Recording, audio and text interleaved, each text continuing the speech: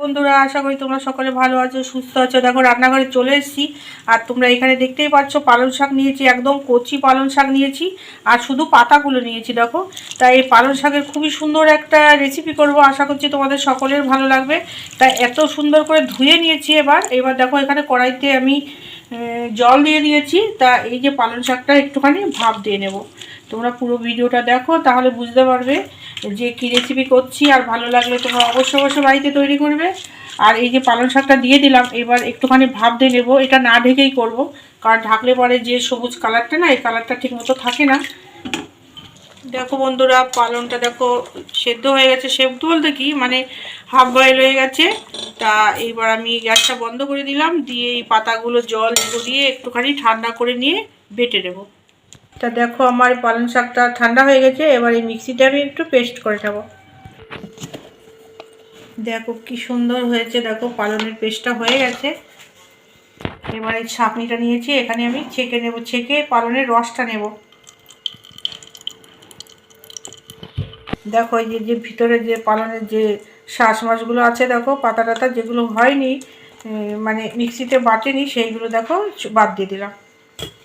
আর দেখো সুজি নিয়েছি, এখানে নর্মাল সুজিগুলো নিয়েছি, এখানে 100 গ্রাম সুজি নিয়েছি, দিয়ে দিলাম। আর এই বাটি 2 বাটি ময়দা দেব।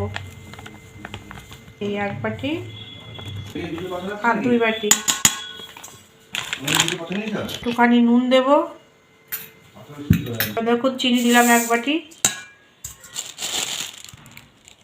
মেখে নেব।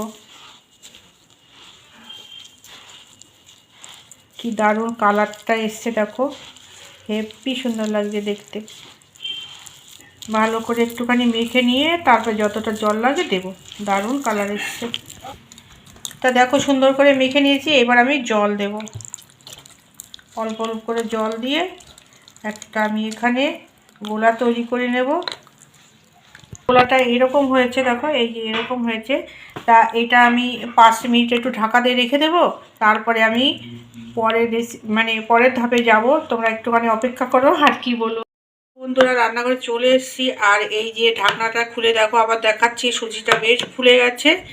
আর এখানে দেখো পুর নিয়েছি, নারকেলের পুর নিয়েছি। এখানে পাটালি গুড় দিয়ে তৈরি করা, তোমরা তো সকলেই পুর তৈরি করতে পারো, সেই জন্য আর পুর তৈরি করাটা দেখালাম না। আর এখানে দেখো মাখা সন্দেশ নিয়েছি। যদি তোমাদের তাড়াহুড়ো থাকে বা অনেক সময় অভাবে করতে পারো না, তখন তোমরা মাখা সন্দেশ দিয়েও করতে পারো।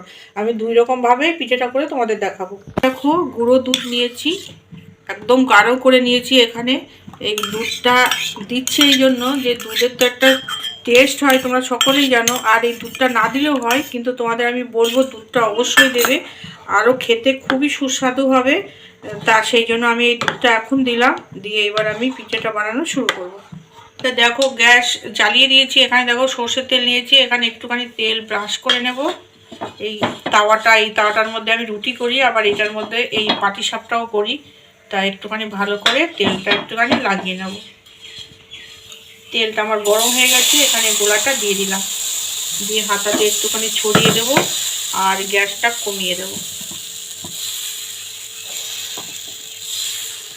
দেখো উপরটা তলাটা হয়ে গেছে, মানে এটা সবুজ তো তাই আর বোঝা যাচ্ছে না, কিন্তু এটা হয়ে গেছে। তাই আমি এরকম করে এই পুরটা দিলাম, এইভাবে তুলে নেব।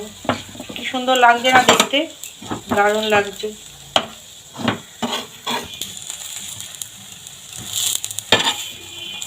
এইভাবে একটুখানি এরকম করে নেব, আবার উল্টে দেবো, ভালো করে একটুখানি ছেঁকে নেব।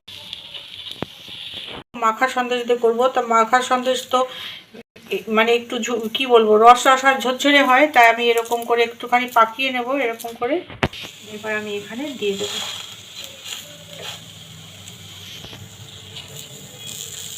কি সুন্দর হয়েছে, এটা মাখা সন্দেশ দিয়ে করলাম। এবার বাকি পিঠেগুলো করে নিচ্ছি।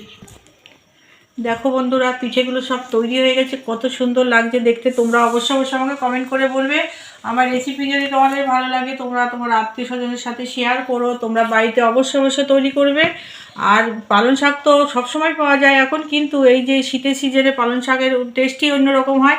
আমি এই যে সন্দেশ দিয়ে করেছি, একটা তোমাদের ভেঙে দেখাচ্ছি। দেখো কত সুন্দর আর কত সফট হয়েছে, দেখো কি সুন্দর লাগছে দেখতে। দেখো কি সুন্দর লাগছে দেখতে।